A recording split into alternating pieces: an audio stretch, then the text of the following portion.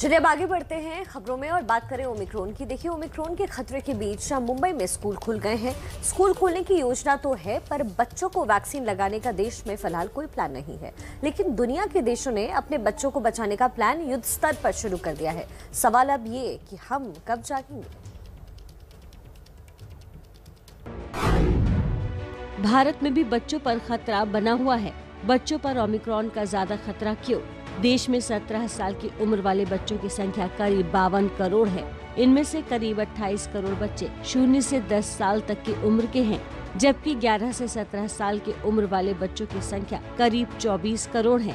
अगर स्कूल जाने वाले बच्चों की बात करें तो ये संख्या करीब 25 करोड़ है और यही चिंता की सबसे बड़ी वजह है। देश के करीब हर राज्य में स्कूल खुल चुके हैं। बच्चों का स्कूल जाना शुरू हो चुका है। कोरोना प्रोटोकॉल का पालन भी किया जा रहा है, लेकिन ओमिक्रॉन ने खतरा तो बढ़ा ही दिया है। भारत ने भी जायडस कैडिला की वैक्सीन ज़ायकोव डी को 12 साल से ज्यादा उम्र के बच्चों को लगाने की अनुमति दी है, लेकिन पिछले महीने ही 1 करोड़ डोज का ऑर्डर भी दिया गया था। लेकिन अब तक भारत में टीकाकरण शुरू नहीं हुआ है। आइए अब आपको बताते हैं कि भारत में बच्चों की वैक्सीन की क्या स्थिति है। 4 वैक्सीन दौड़ में है भारत में। जायडस कैडिला की एनकोव को मंजूरी मिल चुकी है। इसे 12 साल से ऊपर के बच्चों को दिया जाना है। देखिए, भारत सरकार ने ऑर्डर दिया है जायडस कैडिला की ज़ायकोव डी वैक्सीन एनकोव के लिए और 12 साल से ऊपर के बच्चों को दिया जाएगा। भारत बायोटेक की कोवैक्सीन को 2 से 18 साल तक के बच्चों को दिया जाएगा। बायोलॉजिकल ई की कॉर्बेवैक्स को 5 से 18 साल तक के बच्चों को दिया जाएगा, जिसका कि प्रयोग के चरण में है अभी।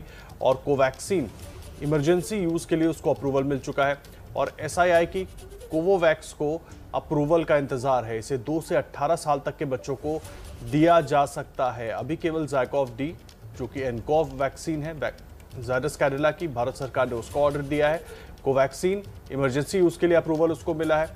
बायोलॉजिकल ई की कॉर्बेवैक्स को प्रयोग के चरण में है। ये कोवोवैक्स को अप्रूवल का इंतजार है।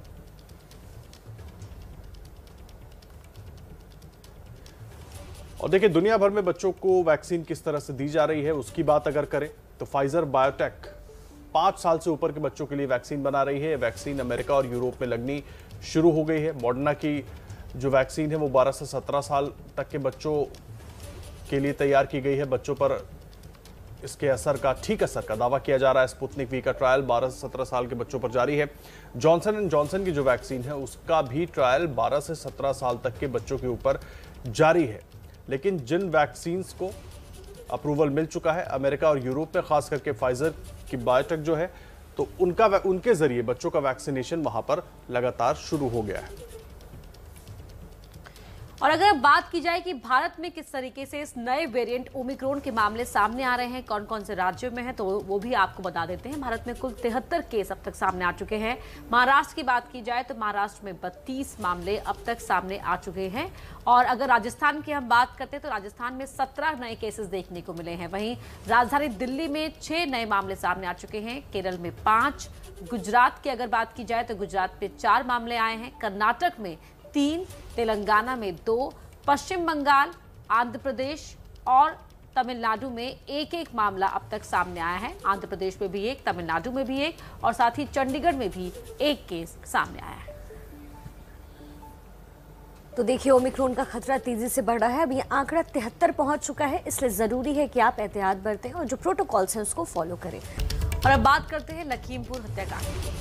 लखीमपुर खीरी में किसानों को गाड़ी से कुचलने के केस की जांच कर रही SIT ने घटना को सोची समझी साजिश करार दिया है। इसके बाद केंद्रीय मंत्री अजय मिश्रा के बेटे आशीष मिश्रा के खिलाफ हत्या की कोशिश जैसी गंभीर धाराएं भी जोड़ दी गई। इससे जुड़ा सवाल पूछने पर कल अजय मिश्रा ABP न्यूज के रिपोर्टर पर भड़क गए थे, जिसके बाद कल सदन में खूब हंगामा हुआ था और आज सड़कों पर सियासी संग्राम होने वाला है। कांग्रेस, समाजवादी पार्टी समेत सभी विपक्षी पार्टियां टेनी के इस्तीफे पर अड़ी हैं, लेकिन अंदर की खबर यह है कि कैमरे पर केंद्रीय मंत्री का असली चेहरा जाहिर होने के बाद भी अजय मिश्रा की कुर्सी को खतरा नहीं है। के बेटे पर जो और धाराएं लग गई हम मंत्री जी का इस्तीफा चाहते हैं। एक निर्दोष आदमी के लिए बनाया। भारतीय जनता पार्टी को अब अपने गृह राज्य मंत्री को बर्खास्त कर देना चाहिए। बेशरम सरकार है, अंतरात्मा और ज़मीर मर चुकी सरकार है और अब बाकायदा उनको संरक्षण कर रहे हैं और उनके बचाव में सब आकर सामने बाइट्स दे रहे हैं। विपक्ष केंद्र सरकार पर बेशर्म होने जैसे आरोप लगा रहा है। उसकी वजह है अपने ही मंत्री की ऐसी बेहुदा हरकत, वो भी कैमरे के सामने। अजय मिश्रा टीनी को अब बर्खास्त करना पड़ेगा। अगर अब भी बर्खास्त नहीं किया तो साबित हो जाएगा कि जो नरसंहार किसानों का हुआ वो प्रधानमंत्री मोदी जी और योगी जी के इशारे पर हुआ। कहने को तो ये केंद्रीय मंत्री हैं, लेकिन अपने बेटे के खिलाफ एबीपी न्यूज संवाददाता के सवाल पर अजय मिश्रा ऐसे भड़के कि गाली गलौज और धमकी पर उतर गए। एक केंद्रीय मंत्री के ऐसे बर्ताव से देश भी भड़क उठा है। उनके इस्तीफे की मांग तेज हो गई है। इसी मांग के साथ आज पूरे उत्तर प्रदेश में कांग्रेस के प्रदर्शन का प्लान है।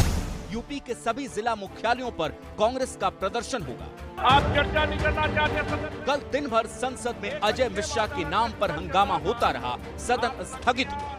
तो अब सदन के बाद सड़क पर टेनी के नाम पर संग्राम होगा। पत्रकारों ने जिलाधिकारी के जरिए राष्ट्रपति को ज्ञापन भेजा और अजय मिश्रा को पद से हटाने की मांग की है। कल से पहले तक मंत्री जी अपने बेटे की करतूत के चलते निशाने पर थे, लेकिन इस तस्वीर के बाद तो लगता है जैसे विपक्ष ने उनकी कुर्सी खाने की कसम खा ली है। हम दबाव डाल के न्याय दिलवाएंगे। अंत में ये जो मंत्री है इसको इस्तीफा देना पड़ेगा और हम इसको छोड़ेंगे नहीं। जब तक ये जेल में घुसेगा, चाहे 5 साल लग जाए, 10 साल लग जाए, 15 साल लग जाए, जब तक ये जेल जाएगा हम इसको छोड़ेंगे। कांग्रेस के इस आक्रामक तेवर को तमाम विपक्षी पार्टियों का साथ मिल रहा है। अब भारतीय जनता पार्टी को उनके गृह राज्य मंत्री को इस्तीफा देना चाहिए और जो दोषी लोग हैं उन पर सख्त से सख्त कार्रवाई करनी चाहिए। अब इंतजार इस बात का होगा उत्तर प्रदेश की जनता करेगी, क्या भारतीय जनता पार्टी जो हर जगह बुलडोजर चलाती थी, क्या बुलडोजर लखीमपुर जाएगा कि नहीं जाएगा। अजय मिश्रा के नाम पर जो हंगामा मचा है उससे न सिर्फ उत्तर प्रदेश की राजनीति गरमाई है, बल्कि महाराष्ट्र तक से विरोधी बीजेपी पर सवाल दाग रहे हैं। मांग करते हैं कि और एक नया मुकदमा दर्ज हो गृह राज्य मंत्री पे, उन्हें गिरफ्तार किया जाए। मोदी जी अब सीमाएं मंत्री आपका लांग रहा है। वे नहीं मान रहे तो ऐसे आदमी को होम मिनिस्टर नहीं रहना चाहिए। हाँ, इस्तीफे की मांग कर रही है। लेकिन एबीपी न्यूज को सरकार के सूत्रों से जो खबर मिल रही है उसके मुताबिक न मंत्री जी इस्तीफा देंगे न वो बर्खास्त किए जाएंगे। खबर है कि अजय मिश्रा को पद से नहीं हटाया जाएगा। सूत्रों के मुताबिक सरकार की दलील है कि सुप्रीम कोर्ट की निगरानी में एसआईटी लखीमपुर खीरी मामले की जांच कर रही है। ऐसे में अजय मिश्रा जांच को प्रभावित नहीं कर सकते, लिहाजा अजय मिश्रा को पद से हटाने की कोई वजह नहीं है। दलील ये भी है कि अजय मिश्रा उत्तर प्रदेश के गृह मंत्री नहीं हैं और आरोप अजय मिश्रा के बेटे पर लगे हैं और वो भी दोष साबित नहीं हुआ है। तो इन सब दलीलों के साथ सरकार अजय मिश्रा को पद से नहीं हटाने जा रही है। लेकिन ये सब तो तकनीकी बातें हैं, पर सवाल सीधा है, अगर आज बीजेपी विपक्ष में होती तो क्या करती? ऐसे गंभीर मामले में मंत्री का इस्तीफा नहीं मांगती? तब एक शब्द खूब उछलता, नैतिकता। लेकिन सत्ता में आने के बाद उस नैतिकता का कोई नामलेवा नहीं होता है और नैतिकता की बात करना सिर्फ विपक्ष का काम होता है।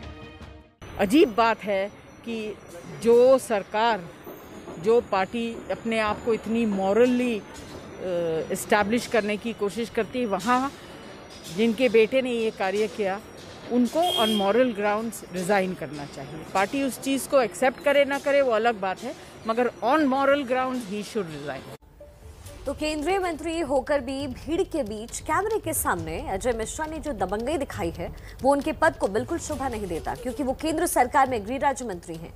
गृह मंत्रालय जिसकी जिम्मेदारी देश में शांति और सुरक्षा कायम करने की है, लेकिन यहाँ तो मंत्री जी खुद पत्रकार को धमकी दे रहे हैं। इसलिए एबीपी न्यूज ऐसे गालीबाज मंत्री से कुछ बड़े तीखे सवाल कर रहा है। हमारा पहला सवाल है कि गाली देने वाला शख्स मंत्री पद पर आखिर कैसे रह सकता है? पत्रकार के सवाल पर हाथ छोड़ने का हक आपको किसने दिया?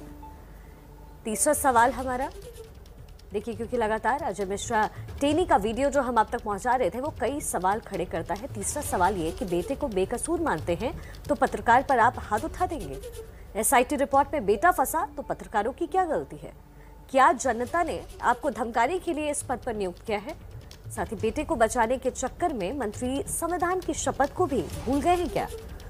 मंत्री बने रहे तो क्या केस प्रभावित नहीं होगा? क्योंकि देखिए, पत्रकार के सवाल पर पत्रकार को प्रभावित कर रहे हैं, और ऐसे में अगर मंत्री पद पर बने रहेंगे तो केस आखिर कैसे प्रभावित नहीं होगा? देखिए, अजय मिश्रा अपनी दबंगई के बारे में कभी खुद ही बता चुके हैं, वो भी कैमरे पर था। अब कल उन्होंने उसका ट्रेलर भी दिखा दिया। इसके बाद तो सवाल यही है कि क्या ऐसे मंत्री को पद पर बने रहना चाहिए? इस्तीफे के लिए बढ़ते दबाव के बीच कल केंद्रीय गृह राज्य मंत्री अजय मिश्रा को दिल्ली तलब किया गया। पार्टी आलाकमान उनसे इस पूरे विवाद पर सफाई मांगेगी, लेकिन उससे पहले ही पार्टी के नेता उन्हें बेकसूर बता रहे हैं। लेकिन सबसे ज्यादा तो इस समझ से परे यही है कि बीजेपी क्यों अजय मिश्रा को बचा रही है। विपक्ष के इस्तीफे की मांग को बीजेपी पहले ही खारिज कर चुकी है। अब तो उनके नेता अजय मिश्रा और टेनी का बचाव भी कर रहे हैं। जिस इशू पे ऑलरेडी एसआईटी की जांच चल रही है, ऑलरेडी वो मामला कोर्ट में है, तो आखिर अब अगर सदन को नहीं चलने दे रहे हैं तो इस सदन का बहुमूल्य समय जनता के एक्सचेकर के पैसे के लिए जिम्मेदार ये विपक्ष या राहुल गांधी है। बीजेपी के प्रदेश अध्यक्ष ने भी टेनी के खिलाफ कुछ नहीं बोला। अजय मिश्रा ने अभद्रता की है, उस पर आप क्या कहेंगे? अरे नीचे करो। आज भीमसेन राजभर जी के कार्यक्रम में आने का सौभाग्य प्राप्त हुआ। बीजेपी के मन में अपने मंत्री के लिए संवेदना तो समझ में आती है, पर बीजेपी के सहयोगी भी टेनी के खिलाफ एक शब्द नहीं बोल रहे, पूरी मजबूती के साथ बचाव कर रहे हैं। इसको बोलने नहीं दिया जा रहा है, ऐसा बिल्कुल नहीं है। यही बोलने नहीं दे रहे, यही हंगामा कर रहे अपोजिशन वाले। मुझे लगता है कि इसमें अजय मिश्रा का कोई संबंध नजर नहीं आता है। अगर कोई प्लान हो जाएगा तो उनके लड़के का प्लान हो सकता है और उनको अरेस्ट कर दिया है। देखना होगा कि इन नेताओं का ये समर्थन कब तक अजय मिश्रा के साथ बना रहता है। ये भी तय है कि अगर आलाकमान ने मंत्री पद से छुट्टी करने का फैसला कर दिया तो इन सारे नेताओं के बोल भी बदल जाएंगे। किसानों को लौटने के बाद दिल्ली के तीनों बॉर्डर खुलने शुरू हो गए हैं। टीकरी के बाद सिंघू बॉर्डर भी खुल गया है। अब इंतजार है गाजीपुर बॉर्डर के खुलने का।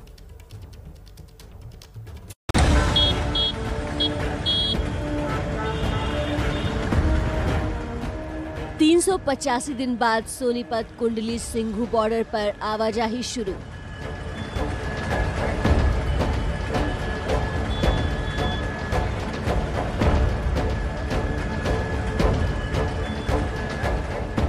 नेशनल हाईवे 44 पर दौड़ने लगे वाहन।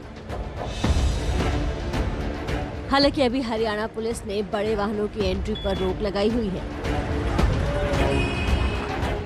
26 नवंबर 2020 को ये बॉर्डर बंद हुआ था, लेकिन 26 जनवरी की लाल किले पर हुई हिंसा के बाद सोनीपत बॉर्डर पर कंक्रीट की दीवार खड़ी कर दी गई थी।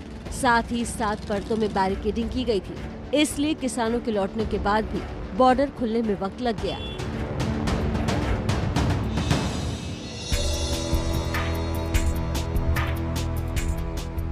इससे पहले 12 दिसंबर को टीकरी बॉर्डर भी खुल चुका है।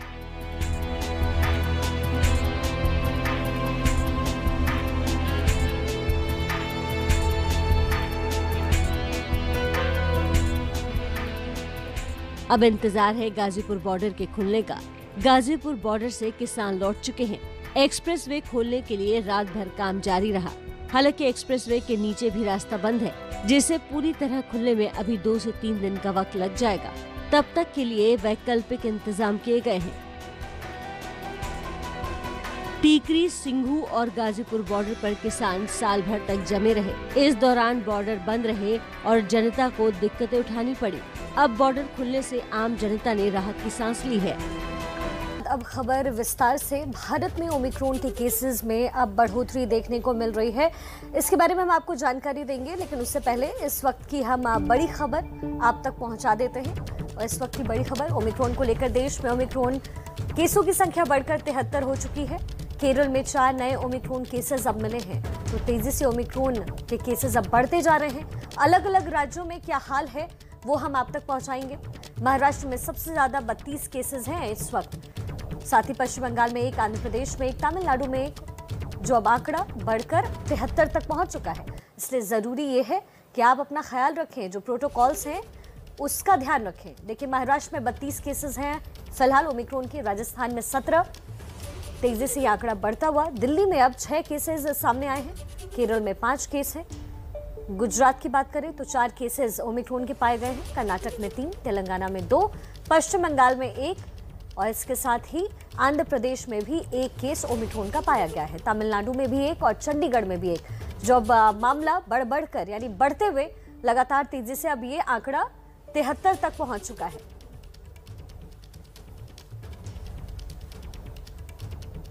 देखिए, 5 राज्यों में चुनाव के बीच ओमिक्रॉन तेजी से बढ़ रहा है और आशंका जताई जा रही है कि भारत में जनवरी-फरवरी तक की वेरिएंट तेजी से फैल सकता है। ताजा आंकड़े बता रहे हैं कि सावधानी जरूरी है, वरना हालात हाथ से निकल जाएंगे।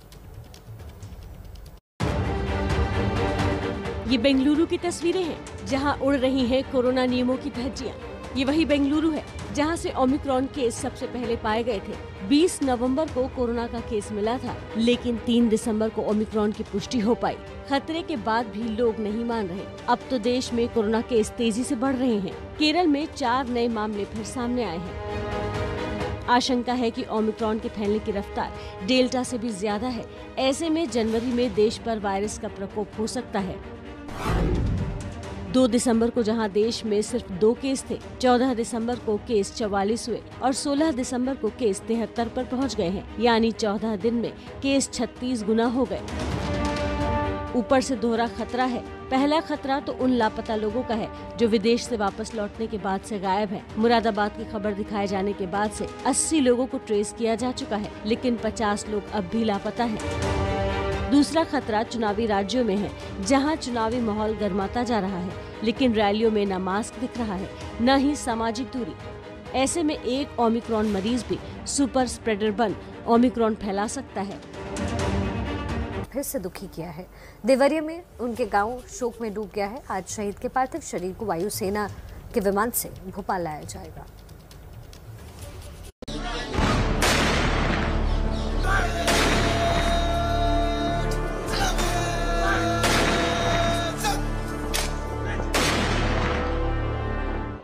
मौत से 7 दिन लड़ने के बाद वीर सपूत हार गया।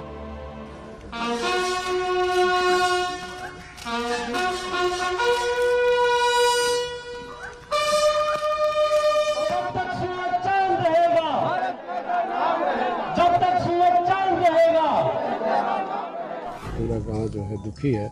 हम लोग बिल्कुल शोकाकुल, पूरा परिवार शोक में डूबा हुआ है। कुन्नूर हेलीकॉप्टर क्रैश के 7वें दिन ग्रुप कैप्टन वरुण ने दुनिया को अलविदा कह दिया। 1 हफ्ते लड़ा, आशा तो थी कि बच जाएगा, लेकिन अब देवरिया के कन्हौली गांव में शोक का माहौल है। लोग परिवार को ढांढस बंधाने पहुंच रहे हैं। आज शहीद के शव को सुबह 10 बजे अस्पताल से बेंगलुरु के वायुसेना स्टेशन येलहांका ले जाया जाएगा, जहां दिवंगत सैन्य अधिकारियों को पुष्पांजलि अर्पित की जाएगी। इसके बाद वायुसेना के विमान से पार्थिव शरीर को भोपाल ले जाया जाएगा। ग्रुप कैप्टन वरुण सिंह का अंतिम संस्कार कल किया जाएगा।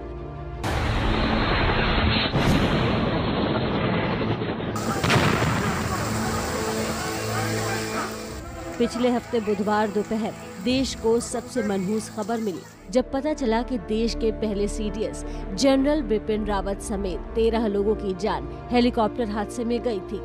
और ठीक 7 दिन बाद एक बार फिर बुधवार को उसी हादसे में बचे इकलौते वरुण सिंह के निधन की खबर ने जख्मों को एक बार फिर कुरेद दिया है। भोपाल में ग्रुप कैप्टन के घर का माहौल गमगीन हो गया है। ये उनके पिताजी का घर है, जहाँ पे कुछ दिनों पहले कैप्टन वरुण सिंह स्वयं आए थे।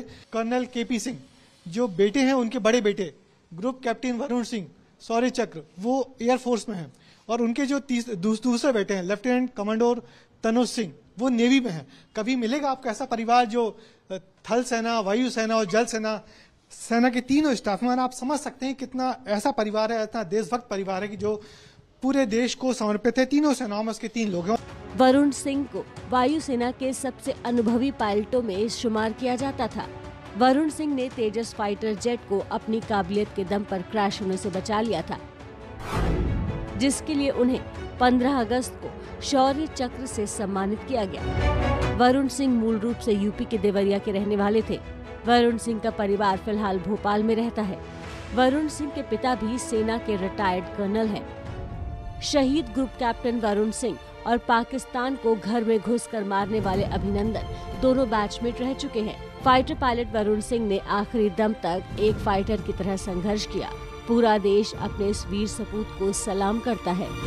देखिए, लखीमपुर खीरी में किसानों को गाड़ी से कुचलने के केस की जांच कर रही एसआईटी ने घटना को सोची समझी साजिश करार दिया और इसके बाद केंद्रीय मंत्री अजय मिश्रा के बेटे आशीष मिश्रा के खिलाफ हत्या की कोशिश जैसी गंभीर धाराएं भी जोड़ दी गई। इसी से जुड़ा सवाल पूछने पर कल अजय मिश्रा एबीपी न्यूज के रिपोर्टर पर भड़क गए थे, जिसके बाद कल सदन में खूब हंगामा हुआ था और आज सड़कों पर राजनीतिक संग्राम होने वाला है। कांग्रेस, समाजवादी पार्टी समेत सभी विपक्षी पार्टियां टेनी के इस्तीफे पर अड़ी हैं, लेकिन अंदर की खबर यह है कि कैमरे पर केंद्रीय मंत्री का असली चेहरा जाहिर होने के बाद भी अजय मिश्रा की कुर्सी को कोई खतरा नहीं है। बेटे पर जो धाराएं लग गई हम मंत्री जी का इस्तीफा चाहते हैं। वो एक्सपोज हो चुके हैं। एक निर्दोष आदमी के लिए बनाया। भारतीय जनता पार्टी को अब अपने गृह राज्य मंत्री को बर्खास्त कर देना चाहिए। बेशरम सरकार है, अंतरात्मा और जमीर मर चुकी सरकार है और अब बाकायदा उनको संरक्षण कर रहे हैं और उनके बचाव में सब आकर सामने बाइट्स दे रहे हैं। विपक्ष केंद्र सरकार पर बेशर्म होने जैसे आरोप लगा रहा है। उसकी वजह है अपने ही मंत्री की ऐसी बेहुदा हरकत, वो भी कैमरे के सामने। अजय मिश्रा टीनी को अब बर्खास्त करना पड़ेगा। अगर अब भी बर्खास्त नहीं किया तो साबित हो जाएगा कि जो नरसंहार किसानों का हुआ वो प्रधानमंत्री मोदी जी और योगी जी के इशारे पर हुआ। कहने को तो ये केंद्रीय मंत्री हैं, लेकिन अपने बेटे के खिलाफ एबीपी न्यूज संवाददाता के सवाल पर अजय मिश्रा ऐसे भड़के कि गाली गलौज और धमकी पर उतर गए। एक केंद्रीय मंत्री के ऐसे बर्ताव से देश भी भड़क उठा है। उनके इस्तीफे की मांग तेज हो गई है। इसी मांग के साथ आज पूरे उत्तर प्रदेश में कांग्रेस के प्रदर्शन का प्लान है। यूपी के सभी जिला मुख्यालयों पर कांग्रेस का प्रदर्शन होगा। आप चर्चा नहीं करना चाहते? कल दिन भर संसद में अजय मिश्रा के नाम पर हंगामा होता रहा, सदन स्थगित हुआ। तो अब सदन के बाद सड़क पर टेनी के नाम पर संग्राम होगा। पत्रकारों ने जिलाधिकारी के जरिए राष्ट्रपति को ज्ञापन भेजा और अजय मिश्रा को पद से हटाने की मांग की है। कल से पहले तक मंत्री जी अपने बेटे की करतूत के चलते निशाने पर थे, लेकिन इस तस्वीर के बाद तो लगता है जैसे विपक्ष ने उनकी कुर्सी खाने की कसम खा ली है। हम दबाव डाल के न्याय दिलवाएंगे। अंत में ये जो मंत्री है इसको इस्तीफा देना पड़ेगा और हम इसको छोड़ेंगे नहीं। जब तक ये जेल में घुसेगा, चाहे 5 साल लग जाए, 10 साल लग जाए, 15 साल लग जाए, जब तक ये जेल जाएगा हम इसको छोड़ेंगे। कांग्रेस के इस आक्रामक तेवर को तमाम विपक्षी पार्टियों का साथ मिल रहा है। अब भारतीय जनता पार्टी को उनके गृह राज्य मंत्री को इस्तीफा देना चाहिए और जो दोषी लोग हैं उन पर सख्त से सख्त कार्रवाई करनी चाहिए। अब इंतजार इस बात का होगा उत्तर प्रदेश की जनता करेगी, क्या भारतीय जनता पार्टी जो हर जगह बुलडोजर चलाती थी, क्या बुलडोजर लखीमपुर जाएगा कि नहीं जाएगा। अजय मिश्रा के नाम पर जो हंगामा मचा है उससे न सिर्फ उत्तर प्रदेश की राजनीति गरमाई है, बल्कि महाराष्ट्र तक से विरोधी बीजेपी पर सवाल दाग रहे हैं। मांग करते हैं कि और एक नया मुकदमा दर्ज हो गृह राज्य मंत्री पे, उन्हें गिरफ्तार किया जाए।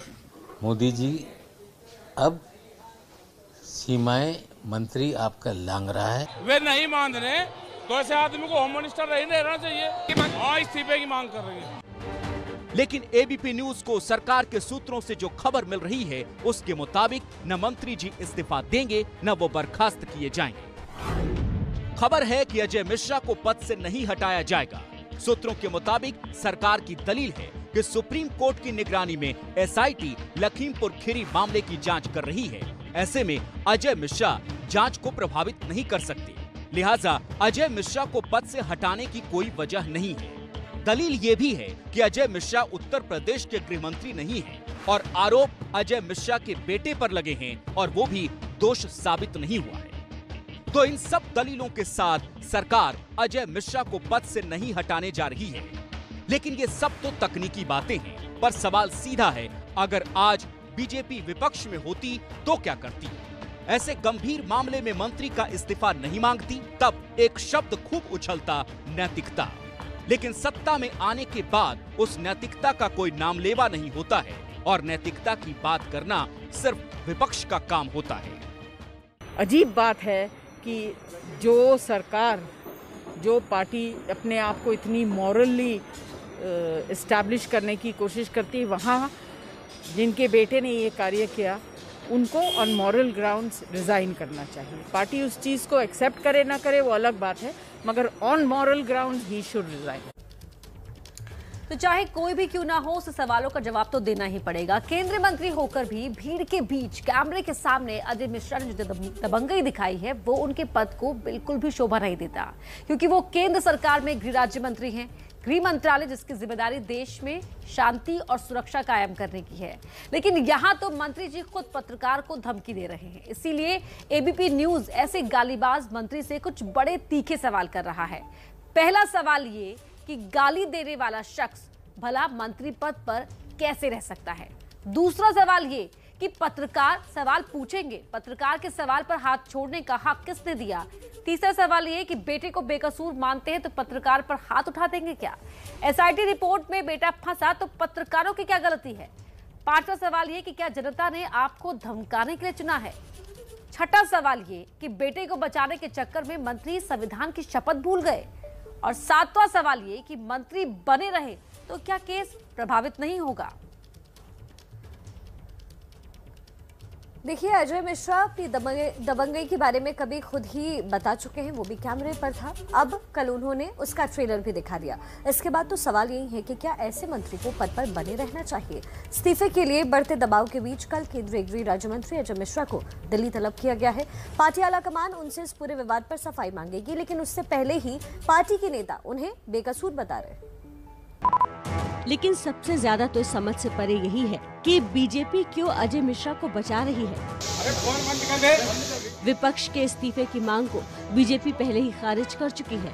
अब तो उनके नेता अजय मिश्रा और टेनी का बचाव भी कर रहे हैं। जिस इशू पे ऑलरेडी एसआईटी की जांच चल रही है, ऑलरेडी वो मामला कोर्ट में है, तो आखिर अब अगर सदन को नहीं चलने दे रहे हैं तो इस सदन का बहुमूल्य समय जनता के एक्सचेकर के पैसे के लिए जिम्मेदार ये विपक्ष या राहुल गांधी है। बीजेपी के प्रदेश अध्यक्ष ने भी टेनी के खिलाफ कुछ नहीं बोला। अजय मिश्रा ने अभद्रता की है, उस पर आप क्या कहेंगे? अरे नीचे करो। आज भीमसेन राजभर जी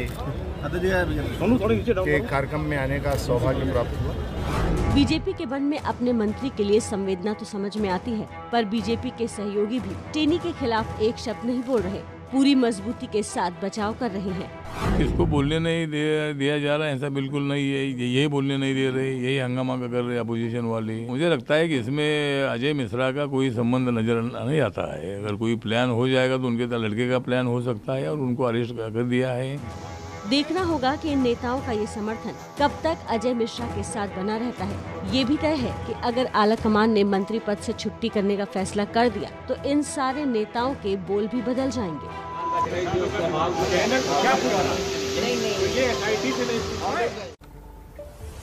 अजय मिश्रा के साथ बीजेपी जिस मजबूती के साथ खड़ी दिख रही है, क्या उसका चक्कर चुनावी है? क्या उत्तर प्रदेश में चुनावी नफे नुकसान की वजह से बीजेपी अजय मिश्रा के खिलाफ कार्रवाई करने से बच रही है?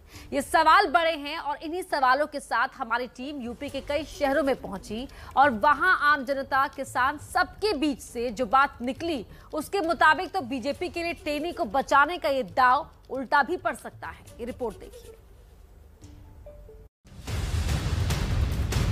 सवाल मत करा करो, सवाल मत करा करो। दिमाग खराब है क्या? दिमाग खराब है क्या? अरे फोन बंद कर दे।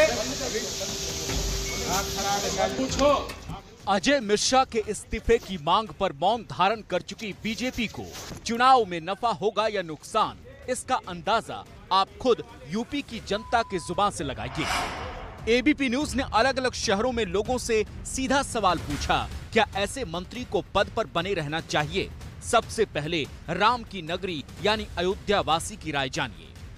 तो मंत्री पद इनको छोड़ देना चाहिए या बर्खास्त किया जाना चाहिए? इनको बर्खास्त भी कर देना चाहिए।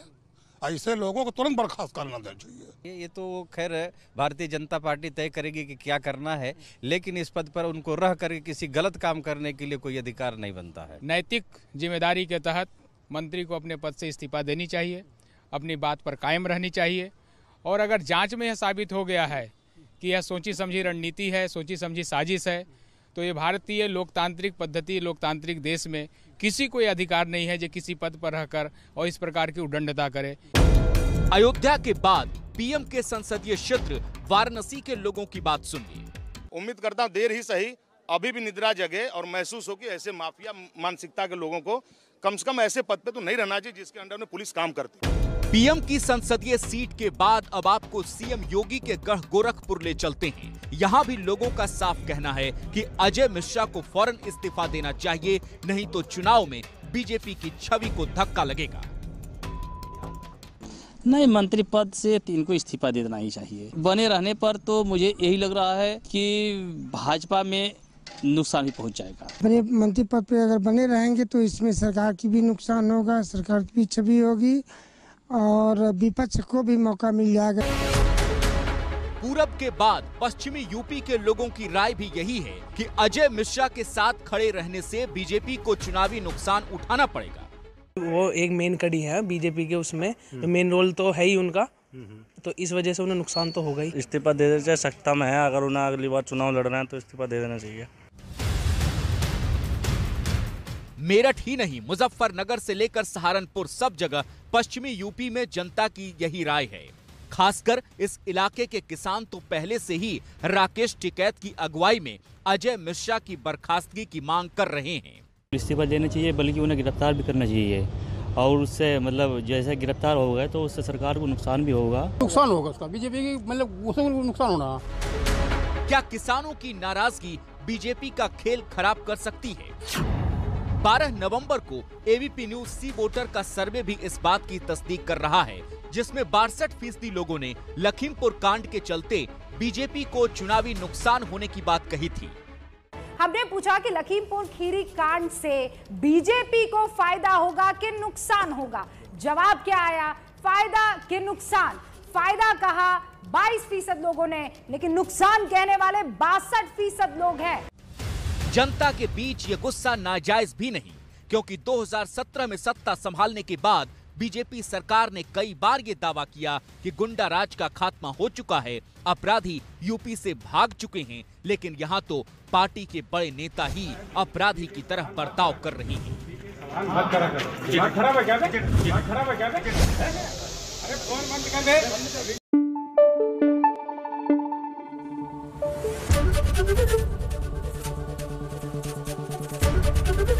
एबीपी न्यूज आपको रखे आगे।